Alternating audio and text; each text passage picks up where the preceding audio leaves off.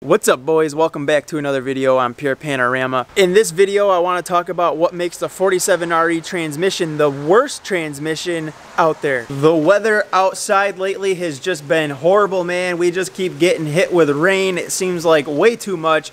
So unfortunately that's holding me up. I can't really get much done when it's raining because I still haven't taken some time to clear out my garage so I can squeeze the truck in there and have a dry environment to work. So one of these weekends coming up, I'm gonna have to take some time and devote it to the garage, forget about the truck and other things, and just get this damn garage cleaned out once and for all so that we can have a yard sale, get rid of some stuff that we don't need anymore, and just make some room, try and consolidate things so that I'm able to fit the car in here during the winter time and also squeeze the truck in here once the weather starts getting bad and I can get some work done on her. But as we all know, the 47RE transmissions, and this is going to kind of apply for the 48s too, but I'm just going to refer to the 47RE. But we all know that those transmissions have a bad rap. They're known for just being junk and going out, not being able to handle the torque output of the Cummins engine in these trucks. And they're known for some common issues like getting stuck in gear, for the torque converter failing to lock up, and for some hard shifts. The 47RE's shafts, converter, and clutches are pretty small considering what they were shoving that transmission under as far as the diesel engine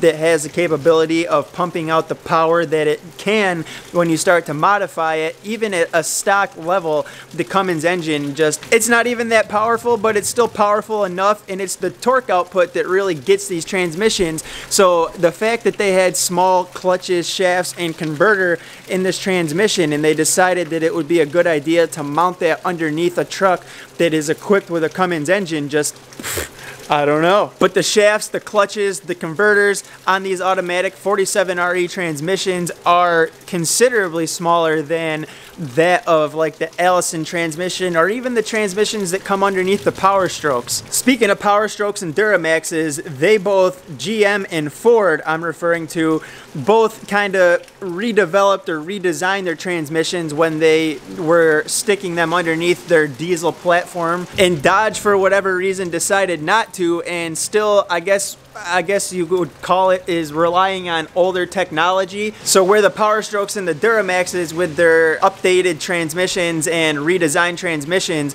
are using clutches to shift through gears, the 47REs under the Dodges with their older technology are shifting through gears with bands. So hence the reason that you need to adjust your bands, your front band and rear band, so that you are getting those proper shift points. Let's talk a little bit about why the 47RE isn't good at holding power if you were to mod your truck a little bit and try to get a little bit more power out of it. The 47RE wouldn't do good at handling that power due to its low line pressure. The line pressure is what actually actuates the bands in the transmission. Now, I mentioned something in yesterday's video, which was a part that you can install into your transmission that can clear up those low hydraulic line pressures, and that would be installing a valve body or a shift kit. Aftermarket valve bodies and shift kits will definitely increase your line pressures and give you a much firmer shift. Here's a little fun fact about shift kits for you. Shift kits hardly allow more than like a 25 to 30% increase in line pressure, which will equate to about a 25 to 30% power holding capacity at the transmission itself, but it only equates to about a 10 to 15% power holding capacity at the torque converter lockup clutch. Now, valve bodies can increase your line pressure more than a shift kit can, but there's parts within the transmission that should definitely be upgraded from the factory cast parts to billet parts if you're going to exceed a 50% increase of line pressure by doing a valve body or a shift kit. And that's 50% over stock levels. So if you're increasing 50%, then you definitely want to think about maybe upgrading some billet parts into the transmission, or maybe just taking it easy on her. Otherwise, you may be looking for a full rebuild before you know it. A stock 47RE transmission can safely handle around 100 PSI of line pressure, and there's valve bodies out there on the market that can easily give you 225, 250 psi of pressure. So you got to really kind of pay attention to what you are purchasing or installing in the truck and know whether or not the transmission has had some billet parts installed in it by the previous owner, or if you've had them installed. Just you got to pay attention to what you're getting and what you're installing so that you don't damage things further or damage things in general. I talked in yesterday's video about the governor solenoid and the pressure transducer, so let's go over a little bit of what they do and how they work right now in this video. The governor solenoid energizes and de-energizes to create governor pressure, and the pressure transducer sends feedback or messages to the powertrain control module, the PCM, on the fluid pressure and temperature. Now, I spoke about upgrading those two parts yesterday and doing a BD diesel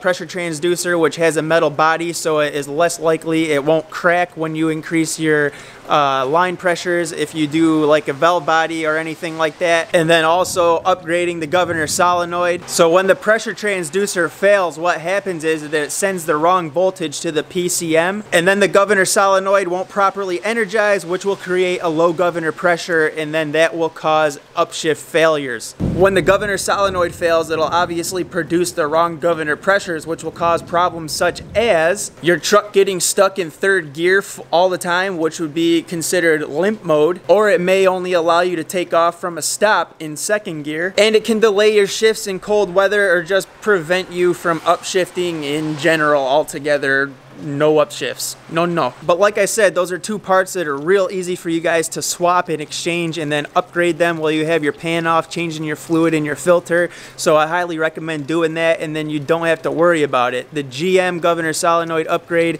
is the way to go. It is just much larger in general than the OEM governor solenoid is.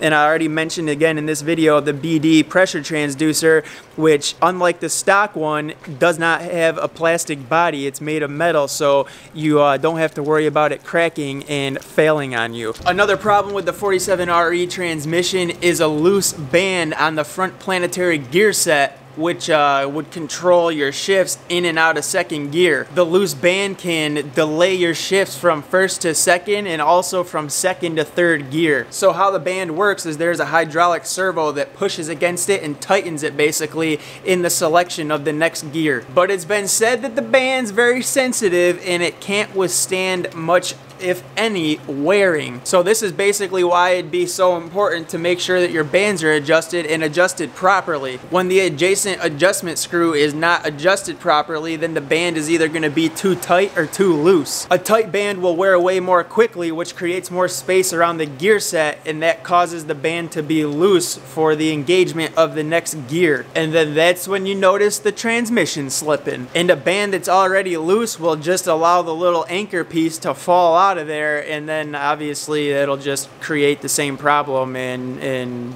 get worse and worse, and so on and so forth. You'll notice the band slippage when you get into the throttle more and you try to giddy up with your truck, and that's because the gear set is spinning faster and making engagement of that loose band a lot more difficult. And then that's where people can get into trouble and damage the transmission more, because if you try to accelerate quickly or you got to pull out and you got to pick up speed quickly, naturally the only thing that we think to do is to stomp on the throttle and try to speed up with the throttle, and then you get that gear set spinning, engaging with that loose band, and you cause that slippage, and it's a snowball effect. It's one thing after another. Eventually it will just start to wear everything out and completely kerplunk. So make sure you're dropping that transmission pan every 24,000 miles or 24 months, whichever comes first, and getting those bands adjusted and adjusted properly.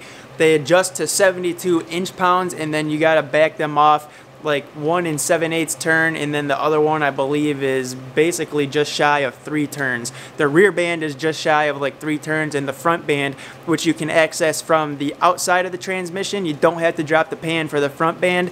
You back that one off 1 7/8 turn, and then the rear band you do have to drop the pan to adjust. Back that off just shy of 3 turns, like 2 3/4, 3 turns. That should do the trick. I think the rear band inside the transmission that you have to drop the pan to get to has a 15mm lock nut around it, and the front band, which is on the outside of the transmission, has a 3/4 lock nut on it. Something else that I've discussed in previous videos, and I've shown you what I did to fix it, is the noise that can be created from other electrical components and cause interference basically with the poor electrical connections of the 47RE transmission. So the 47RE transmission can kind of jump around in between different gears and stuff and have the torque converter jump in and out of lockup and basically hunt for that lockup. The jumping around in gears and the torque converter hunting and lockup in and out of lockup is basically due to bad connections to the PCM, bad electrical connections of the transmission to the PCM, and noise interference that's caused from other electrical components. One of the biggest sources of the noise interference is the actual main ground that runs to the PCM, and it runs right up by the alternator, and I've showed you guys this in a previous video of how I rerouted mine up over the front of the truck along the radiator and kind of pulled it away from the alternator to try and help clear up some of that noise interference. Another solution that you can do is get the BD diesel noise isolator, and you can install that, and that will help with your torque converter hunting and trying to hunt for that lockup. But back to that main ground wire, the insulation on that wire isn't thick enough basically to block or shield the electromagnetic interference from the alternator, which allows the PCM to pick up the noise from the alternator, and then it kind of just freaks out and sends the wrong voltage to the transmission solenoids. And then that just confuses the PCM and makes it